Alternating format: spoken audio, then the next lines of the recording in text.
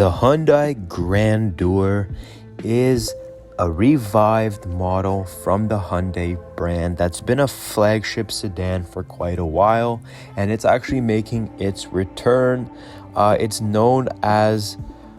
was previously known as the Azera in American markets, but they're going to be reviving this flagship sedan, redesigning it, revamping the exterior, the interior, as well as the powertrains, and we're likely going to be getting multiple different variants of that powertrain as well. So first off, in the design, from what you're seeing, obviously I would say it's definitely a more futurized design language, something that, over the years we probably would have been expecting from Genesis, since that is Hyundai's more luxury premium brand.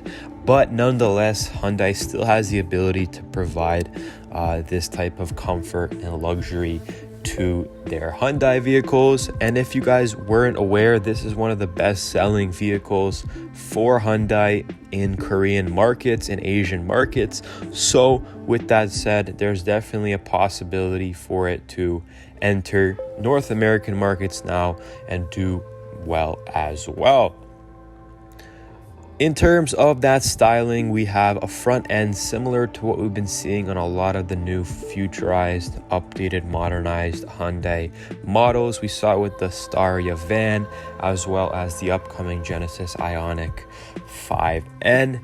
So overall, a interesting diamond-like metal grille in the front, very modern, like a little bit like futuristic EV style language. We're going to touch on that later when we get to the powertrains, but as I mentioned, pretty spacious, large mid-size to large sedan for sure.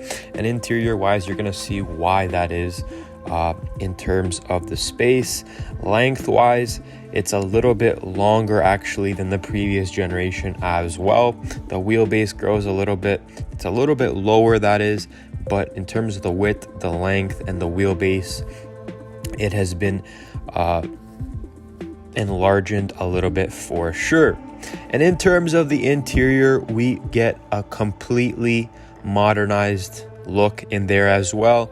As I mentioned, throughout the past decades, the Hyundai Grandeur had an identity of being a pretty luxurious high-end sedan model, but with what we're seeing with the electrified powertrains, better technology, the modernized infotainment is quite beautiful in my opinion. We have a small screen to control the climate, a few buttons to control the most important points of the car, then a digital instrument cluster that is actually connected to the infotainment in a sleek, modern, and pretty beautiful design in my opinion.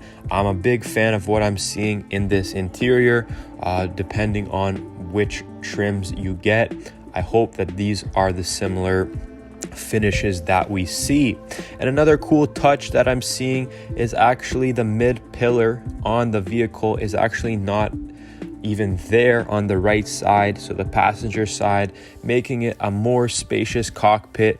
It's not in the way there. Most vehicles obviously have that. This offers more luxury, more space, and obviously some technology and engineering that we don't see on all cars, but it's definitely a more luxurious and premium feature to have.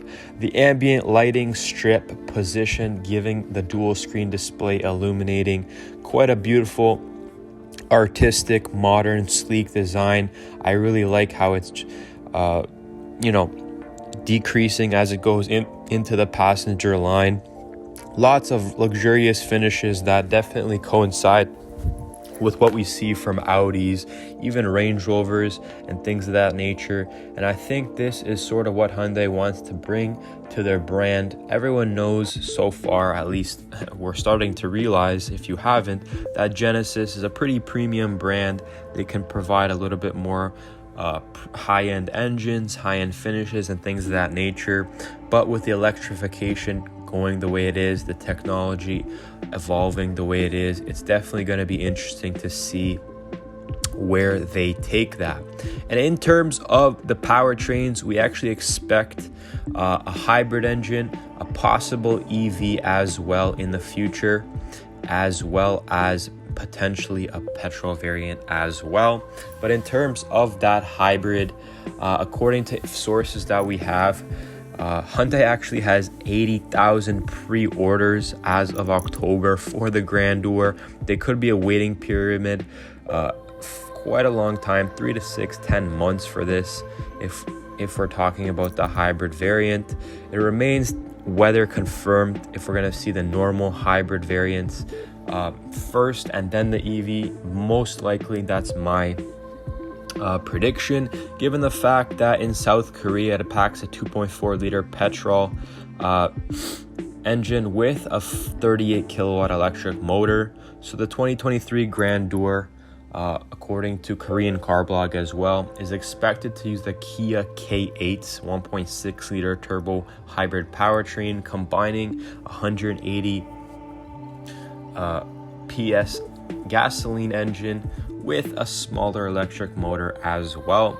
So we haven't really seen the confirmed powertrain options yet, but from what we're seeing, it's most likely going to be a hybridized powertrain for the 2023 year, and then 2024-25, as they get a little bit more established, they already have tons of different vehicles with viable EV powertrains as well, if that's the direction that they want to take at that point.